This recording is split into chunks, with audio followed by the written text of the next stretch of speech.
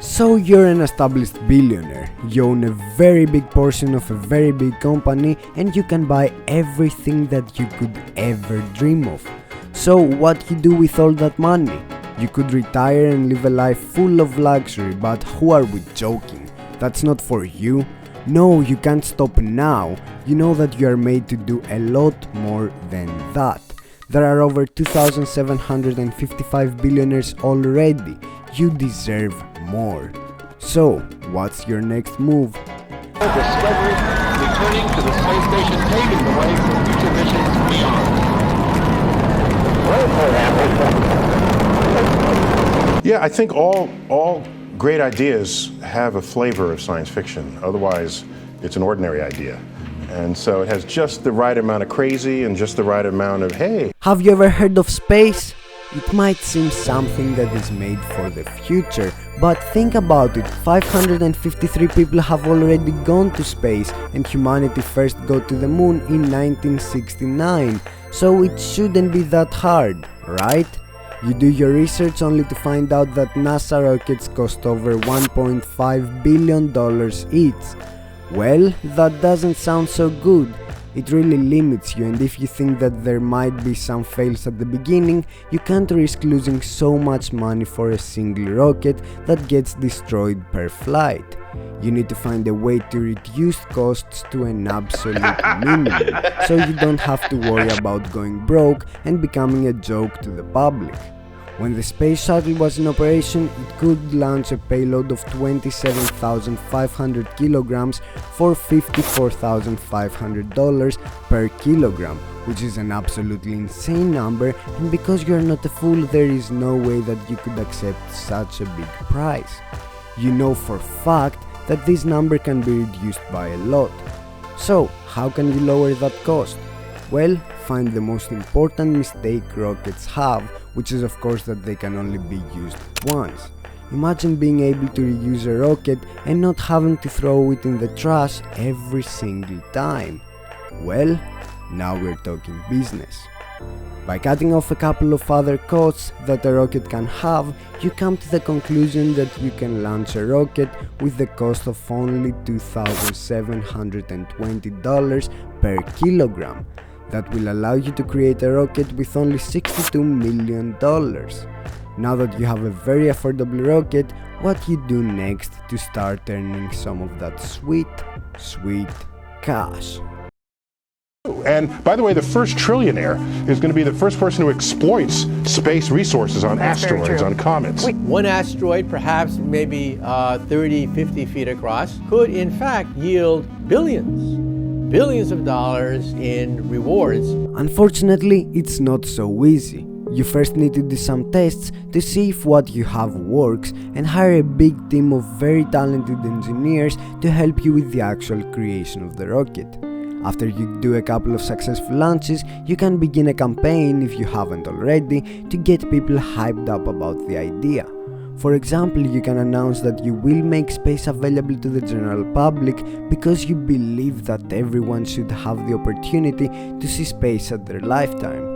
You could create a project to go to space yourself to show people that what you are saying is going to be the reality in the near future, and also announce that by paying a couple of hundreds of thousands, people will get permission to be one of the first to travel to space.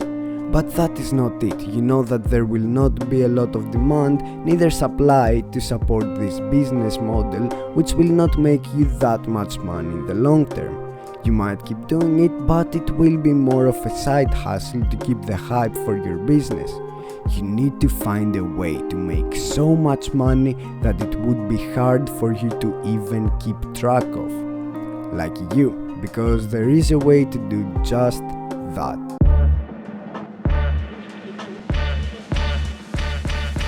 Asteroids. Billions of these objects are in our solar system that formed from planets that collided billions of years ago. And because planets have loads of valuable metals and other things that are essential for the human race to keep moving forward, it is only fair that asteroids have those things as well. Think what we're doing here on Earth. We're waging war and fighting each other to pull precious metals and other resources deemed rare out of the ground, and this is our life down here on this speck we call Earth, and there's this abundance of materials in the universe. The only thing you have to do is go ahead, mine everything that is valuable from these asteroids, and then just sell them back to Earth for a hefty profit.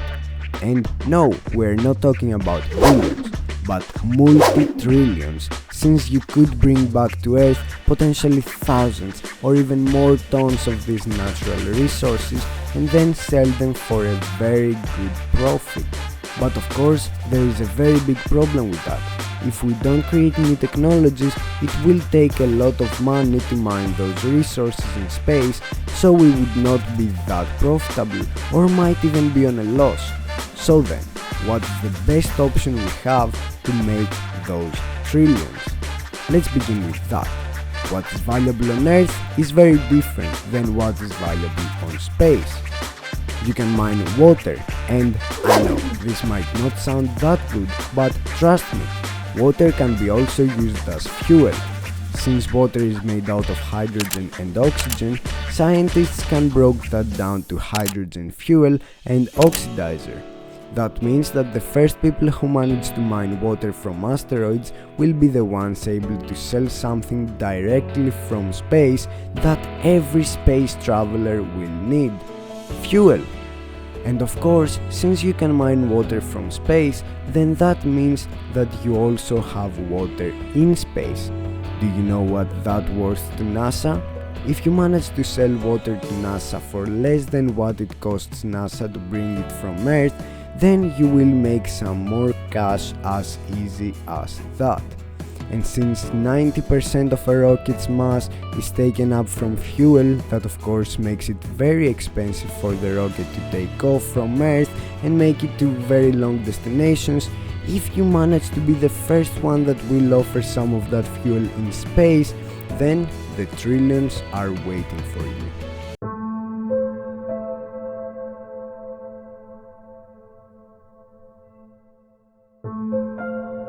Now that you are ready, now that you know how you will make those trillions, it's time for you to learn how to go about actually mining the asteroids. Mining an asteroid is not as simple as mining in Earth. Since asteroids are small, that means that they have a very low gravity. So if you try to mine them by applying a lot of force, then you are risking the asteroid basically falling apart and losing loads of money in the process. Thankfully, there is already a company trying to extract water from asteroids that are named TransAstra. What they are trying to do is to direct sunlight in the asteroid by using big mirrors. Because the gravity is so low, this light will be able to break the surface of the asteroid. This will turn those chemicals to vapor, and then vapor will be collected and stored as ice. Their plan is to launch a prototype to a Falcon 9, and if all goes well, then they will create the actual thing that will be able to mine asteroids as big as 30 meters, and then also using some of that water they collect as their own fuel that will enable them to travel to more asteroids. Jeff Bezos has a net worth of over $201 billion, but that is less than half of the money John D. Rockefeller had back in 1937, which were over $418 billion. What did he do?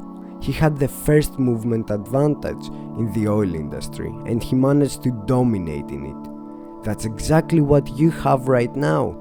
And if you take the risk, if you manage to put all that money in something that we are not even sure if it's possible, then you have the chance to becoming the first trillionaire and marking your name in the history of humanity. Okay, so that's it. I want to thank each and all of you for watching this video till the end. If you liked it, don't forget to smash the like button and also subscribe to the channel, and keep in mind that you can unsmash and unsubscribe whenever you wish. I also have a new YouTube channel that you can check out over here and down in the description, of course, of this video. I'm not gonna spoil the topic, but I'm really sure that you will be interested about it. And finally, follow my Twitter account because I will upload daily things over there. That's it, I think. Keep it safe, and I will see you all in the next one. Goodbye!